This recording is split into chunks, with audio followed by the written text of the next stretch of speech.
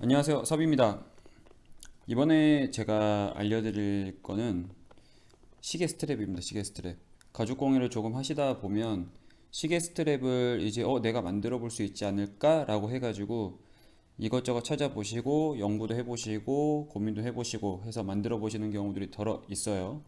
근데 어떤 경우들이 있냐면 시중에 파는 시계줄, 명품 브랜드도 포함입니다.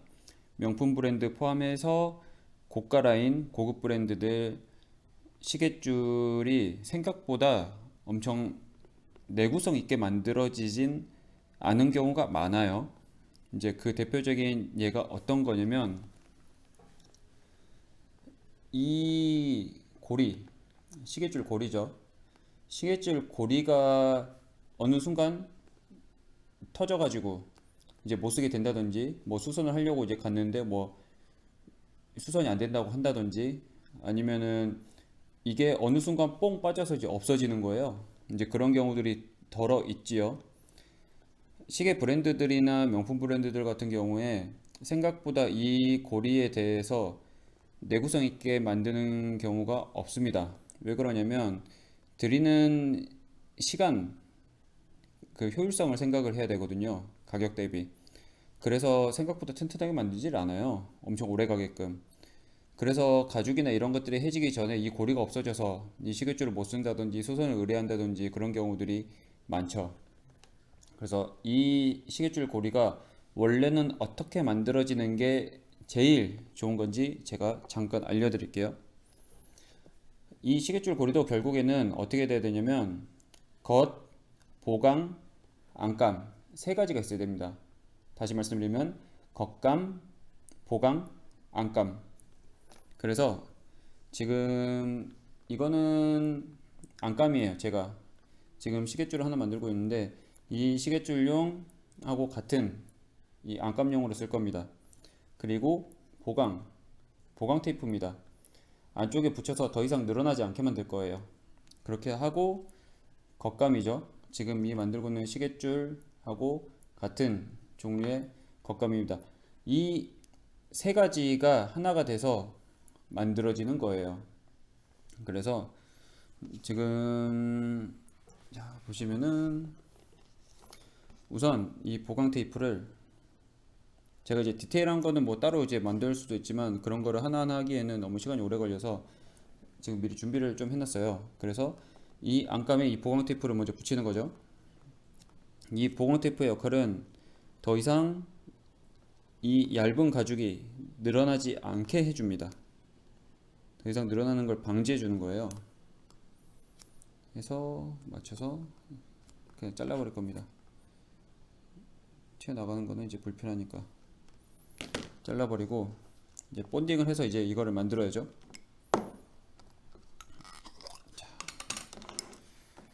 본딩을 하는데 저는 이제 보통 어떻게 하냐면 이거를 이렇게 붙이고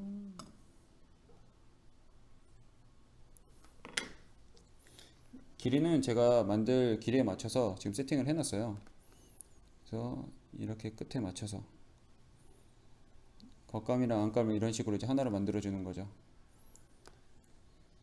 이렇게 그렇게 하고 이 고리를 이제 만들어주는 거죠. 이 고리를 만들어주는데 어떤 느낌이 되냐면 이렇게 해서 고리가 하나 안감만으로 이렇게 이제 들어오고 안감만으로 고리가 만들어지는데 이런 식으로 되고 이게 마지막으로 둘러서 이렇게 오는 거죠. 이런 식이 되는 거죠. 자, 본딩을 해볼게요.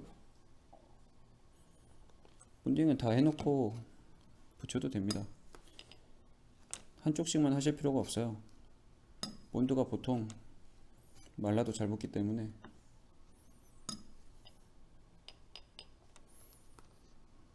하고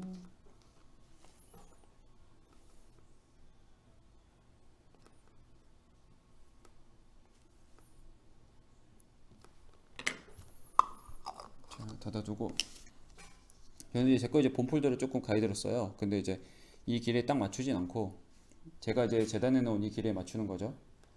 그렇게 해서 이렇게 해서 이제 이렇게 말아 올라와서 해서 고리를 한번 잡아주고, 이렇게 이제 고리를 한번 잡아주는 거죠. 이런 식으로 한번 잡아주고, 이 라운드에 맞춰서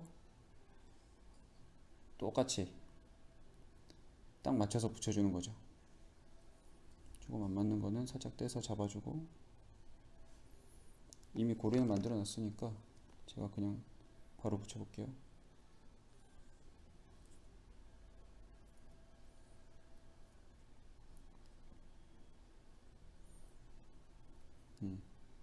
이런 식으로 되죠.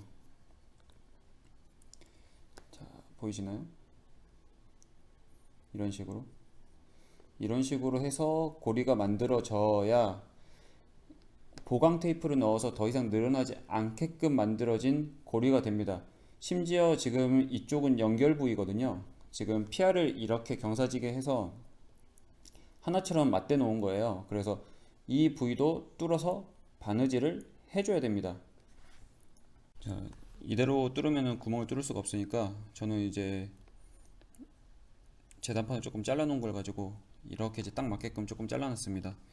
그래서 지금 이 이음새가 딱 넘어가게끔 딱 잡아두고 망치로 천천히 해서 뚫고,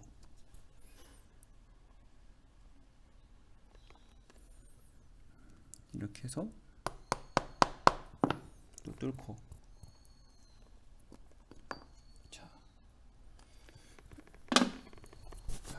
보이시나요? 조금 보이시죠? 지금 경사지게 이렇게 말아붙여서 보강 테이프까지 넣고 그 이음새를 바느질을 하려고 구멍까지 뚫어서 놓은 상태입니다. 자, 보이시죠? 아이고. 자, 보이시죠? 그러니까 저희는 이 상태로 바느질까지 하고 엣지코트까지, 이제 엣지코트, 엣지 페인팅이라고도 하죠. 엣지코트나 엣지 페인팅까지 해서 마무리까지 해야 나중에 이렇게 조립할 때 겉감과 안감 사이에 숨겨 넣을 수가 있습니다. 이런 식으로. 그래서 이게 생각보다 중요해요. 왜냐면 이 고리의 내구성을 결정하기도 하고 그렇기 때문에 엄청 중요한데, 가죽 한 장만 가지고는 나중에 그 가죽이 이제 오일기가 사라지고 이제 바스라지거나 그러면 이제 끊어지기도 쉽거든요. 그래서 보강 테이프까지 넣어서 만들어주는 게 원래는 제일 좋습니다.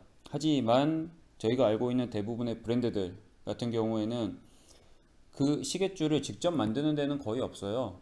실은 다른 데서 이제 따로 만들어 가지고 이제 하는 경우들이 많죠. 시계줄에 엄청 공을 들이지도 않고 심지어 고가의 시계도 마찬가지인 경우가 많습니다. 일례로 제가 이제 아는 경우 같은 경우는 이제 G로 시작하는 명품 브랜드 이제 시계였었는데, 이 고리가 없어져서 이제 고리를 좀 수선을 하고 싶다라고 이제 매장을 갔더니 그 매장에서는 이 고리만은 수선이 안 된다라고 하고 이제 그 시계줄을 새로 사야 된다고 하더라고요. 그래서 그 시계줄만 이제 70만 원이었다고 뭐라고 하셨던데, 이제 그런 예를 보듯이 생각보다 공을 들이진 않아요. 근데 저희는 이렇게 공을 들여서 만드는 게 좀 더 오래 가기도 하고 수제의 의미가 조금 더 있는 방식인 거죠. 그래서 이 방식이 있음을 알고 계시는 게 좋을 것 같습니다. 다음에는 다른 영상으로 찾아올게요. 감사합니다.